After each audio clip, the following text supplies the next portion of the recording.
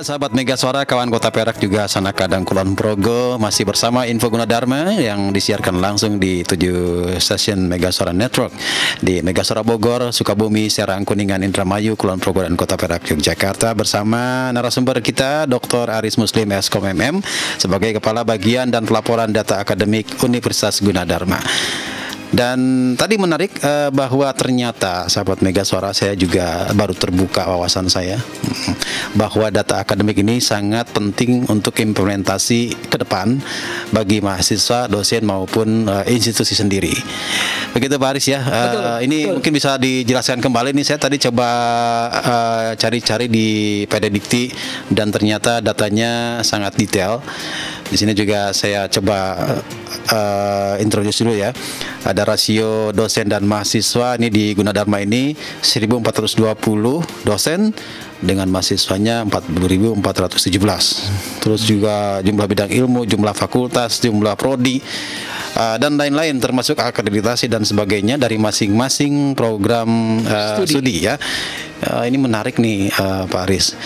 Dilanjutkan Pak Aris ini biar terbuka kembali nih kita sebagai Bapak, mungkin Anda sahabat Mega Suara yang di rumah, calon mahasiswa juga para orang tua yang mungkin menyimak acara ini adalah satu hal penting yang patut disimak. Terima kasih Mas Yuda, Bapak Ibu sekalian dan teman-teman calon mahasiswa atau mahasiswa Gunadarma yang sudah menjadi mahasiswa aktif di Gunadarma. Seperti yang saya sudah sampaikan bahwa pelaporan akademik sekarang menjadi basis dari kinerja sebuah perguruan tinggi. Basis dari penilaian pemerintah terhadap kesempatan program yang diberikan kepada perguruan tinggi. Alhamdulillah, selain basis data itu, Gunadarma juga menjaga akreditasi. Jadi akreditasi adalah salah satu variabel yang lain yang menentukan sebuah program studi atau mahasiswa di dalam program studi itu atau dosen di dalam perguruan studi itu mendapat kesempatan untuk berkarya, mengembangkan diri. Iya. Artinya misalnya gini, mahasiswa yang ada di perguruan tinggi prodinya masih akreditasinya C, maka ada beberapa program pemerintah yang tidak boleh diikuti. Kualifikasinya tidak masuk karena akreditasi dari prodi itu C. Padahal si anak ini mempunyai potensi besar, tetap secara aturan, dan itu menjadi aturan utama. Nah, alhamdulillah Gunadarma dari 43 sekarang 43 prodi itu ada 23 yang prodi S1 sudah A semua, itu. Terus kemudian ada 6 prodi baru S1 itu B. Dan ada 2 prodi kesehatan yang baru, itu kedokteran dan farmasi. Itu yang kedokteran sudah keluar C, dan ini memang memerlukan effort yang tertentu, dan kita masih nunggu yang kebidanan. Farmasi juga keluar baik karena farmasi sudah pakai standar 9 keluar, makanya akreditasinya peringkatnya baik gitu ya. Nah, kita lagi nunggu nih, mudah-mudahan hari ini sebenarnya harusnya sudah diantar itu untuk kebidanan yang profesi gitu. Nah, Bapak Ibu sekalian dan adik-adik yang calon mahasiswa Gunadarma, dari kombinasi ini maka kesempatan terbuka kepada teman-teman. Selain kan kita mahasiswa cuman kuliah doang, enggak lah. Mahasiswa itu punya kesempatan mengembangkan diri selain kuliah, juga ikut kegiatan. Sekarang ada PKM, penelitian dan kerja sama mahasiswa. Ya, itu penting. Di Gunadarma terbuka. Karena prodinya cukup syaratnya, Anda terlaporkan datanya, terus kemudian Anda karena syarat-syarat itu terbuka dipersilakan memasukkan. Baru di situ masuk proses penilaian oleh tim. Tapi kalau syaratnya ini tidak memenuhi, Anda bikin secara akademik, secara standarnya benar, Anda administratifnya nggak masuk. maka Anda tidak boleh ikut program. Jadi itu yang mungkin salah satu handicap ya atau kendala ketika mahasiswa, kok saya nggak bisa ikut ini, padahal prestasi akademik saya tinggi. Bagus. Ternyata masalah akreditasi dari prodinya. Betul. Nah, ini juga harus diketahui nih, sahabat Megasora semuanya. Ya betul, Mas Yuda, teman-teman. Jadi sekali lagi. Tapi kan kampusnya keren nih Pak. Nggak peduli. Pemerintah nggak ngelihat kampus kerennya. Pemerintah lihat secara akademik, syaratnya memenuhi, Anda boleh ikut. Kan kampusnya besar. Kampusnya misalnya tinggi, misalnya 50 lantai ke bawah, 50 lantai ke atas misalnya gitu kan. Tapi dia masih belum terakreditasi, masih C. Ya pasti kesempatan itu tidak terbuka. Salah pilih prodi nih saya nih. Misalnya gitu kan. Atau misalnya kan sekarang nih banyak nih di masa pandemi ini ada bantuan-bantuan. Betul. Nah, pemerintah juga lihat tuh. Kok nggak nyampe? Kalau yang belum terakreditasi gimana nih? Ya iya harus diurus dulu akreditasinya.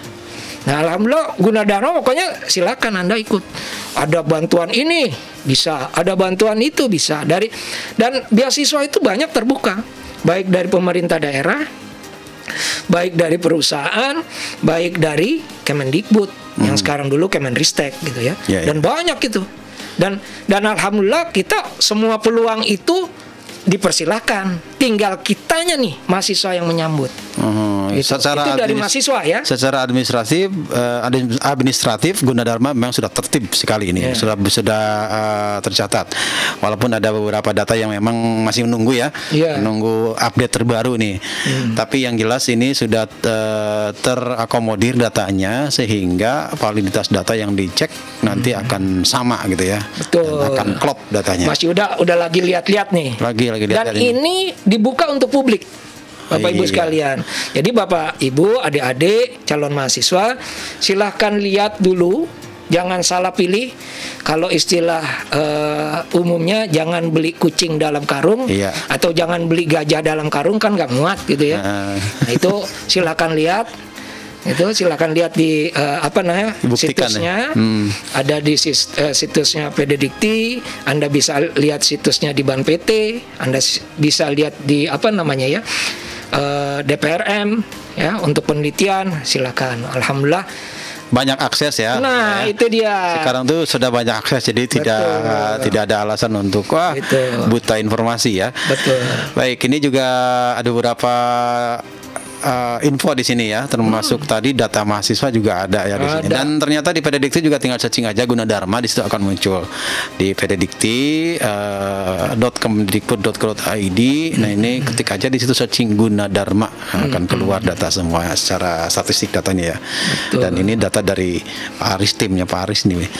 Baik, mengenai akademiknya di Gunadarma nih, Pak Aris, Bapak bisa lihat juga kan? Ya. Jadi juga bisa dilihat di website gunadarma.ac.id ya. Jadi sangat banyak informasi yang tersampaikan di sini. Betul. Oke, Pak Aris, ada yang disampaikan di seputar ini untuk mahasiswa terutama nih, untuk nanti mahasiswa baru nih. Teman-teman calon mahasiswa baru di Gunadarma, Anda selain kegiatan akademik, ini yang utama, kegiatan akademik, insya Allah kami menjamin kurikulum Anda itu terupdatekan. Sekarang itu mungkin Mas Yuda pernah dengar ada kampus Merdeka, gitu ya. Ada mahasiswa boleh ikut silang. Ini misalnya Mas Yuda anak teknik mesin, mau ngambil mata kuliah tentang hukum. Lintas minat ya, lintas minat. Adanya di Fakultas Hukum atau misalnya adanya di Fakultas Ekonomi Sosial atau misalnya adanya di Fakultas Psikologi. Mas Yuda boleh ngambil di situ. Bisa ya? Bisa. Nah, Gunadarma sekarang memfasilitasi itu dengan mata kuliah unggulan. Di mana mata kuliah unggulan untuk semester genap itu kita basisnya adalah teknologi dan rekayasa. Nanti mata kuliah unggulan di semester ganjil ada basisnya hukum dan humaniora, sosial humaniora. Nah, itu kita berikan baik yang berbasis teknologi rekayasa prodinya tetap dapat mata kuliah hukum sosial humaniora. Itu belajar tuh misalnya kayak tadi teknik, belajar bagaimana cara bernegosiasi. Cara negosiasi itu ada di ada di prodi ilmu komunikasi. Kita berikan tuh, kita silangkan. Oh, gitu. bisa ya seperti itu. Terus anak sekarang nih mahasiswa sosial humaniora, Mas Yuda bayangin anak sastra belajar artificial intelligence. Nah, kan nggak kepikir sama kita, Pak. Tapi sekarang anak sastra, mahasiswa psikologi perlu tuh yang namanya artificial intelligence. Buat apa? Loh, sekarang media sosial ini kan Ya, penting. basisnya artificial intelligence. Harus mengetahui. Kalau kita belanja e-commerce, dengan e-commerce basisnya artificial intelligence. Kalau kita nggak melek, paling tidak melek mahasiswanya, kita nanti dibohongin.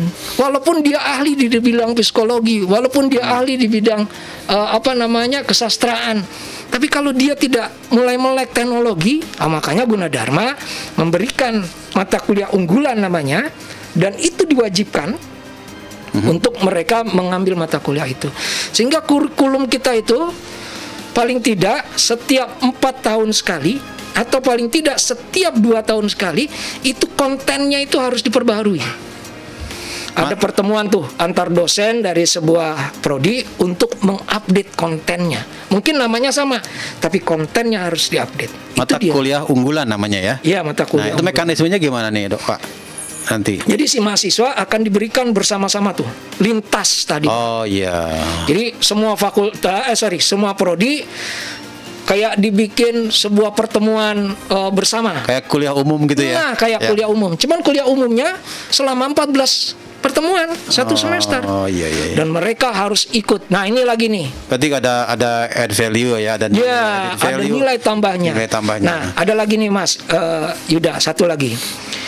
Dari tadi yang kita kasih ikut mata kuliah unggulan, alhamdulillah kita sejak tahun kemarin kita punya satu superkomputer namanya DGX1.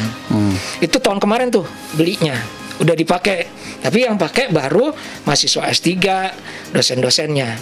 Terus tahun ini kemarin itu beli DG-A100.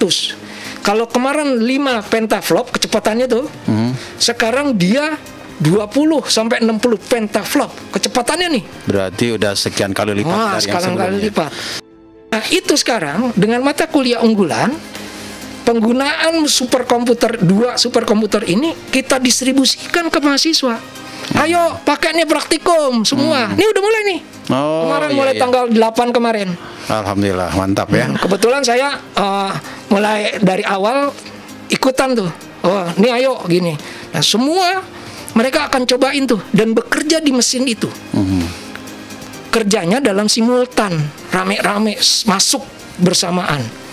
Kan walaupun misalnya udah ada e-lab gitu ya, tapi kita ini mencoba, misalnya gini, Mas Yuda, Bapak atau siapapun di sini punya data 10.000 pakai PC, di searching, masih bisa.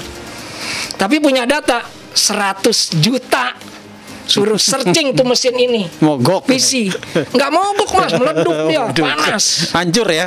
Nah, ini yang tadinya meleduk panas bisa dilakukan mungkin 1-2 menit, mungkin juga hitungannya detik.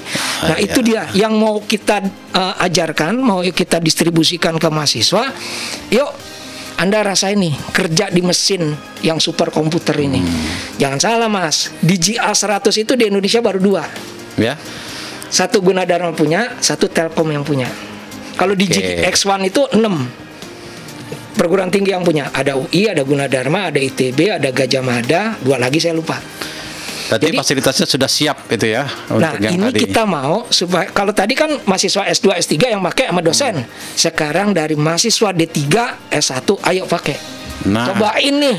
Nah, ini dia teman-teman calon mahasiswa. Kalau mau ngerasain pakai praktikum dengan mesin superkomputer, yuk masuk Gunadarma. Jadi pendampingan teknologinya sangat banyak ya.